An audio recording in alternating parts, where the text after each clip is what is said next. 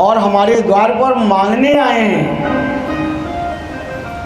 और ये तो हमारा सौभाग्य है कि किसी के द्वार पर परमात्मा मांगने आए।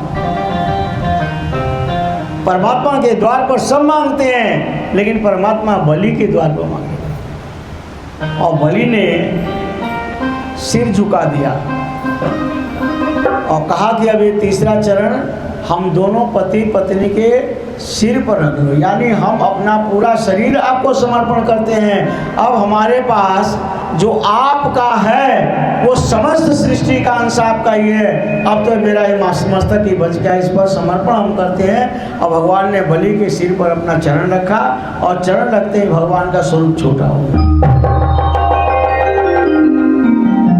भगवान छोटे हो गए। भगवान वहां पर बोलते हैं दाता बड़ा होता है, लेने वाला नहीं। दाता की स्थिति बड़ी होती है। पिता कन्या का दान करता है, लेकिन लड़के का पिता समझता है कि हमारी स्थिति बड़ी है, लेकिन कन्या को जो दान करता है उसकी स्थिति बड़ी है। भूमि का जो दान करता है उसकी स्थिति बड़ी है। अन्न का दान करता है उसकी स्थिति बड़ी है। संसार में अन्न का दान, जल का दान, भूमि का दान, गो का दान, कन्या का दान, ये 4 दान की तुलना महादान में की गई है। बहुत बड़ा दान है। इसलिए चारों दान संसार में महादान के नाम से प्रसिद्ध हुए। अन्न का दान प्राण का दान है।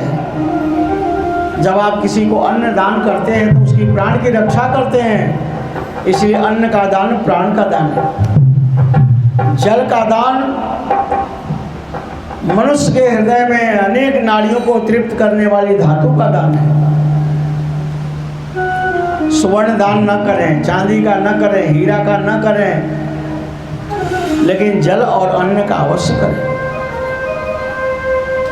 हमारे यहाँ इसीलिए गोग्रास की व्यवस्था बनी। गाम रोमे सर्वकूपेषु देवता वासो भविष्यता। गाय के रोम रोम में देवता का वास होता है। गाय के पृष्ठभाग पूंछ में लक्ष्मी बसती है। गाय के गलकंठ में ब्रह्मा का वास होता है। गाय के मुखमुख अग्र भाग में विष्णु का वास होता है और मध्य भाग में भगवान रुद्र का वास।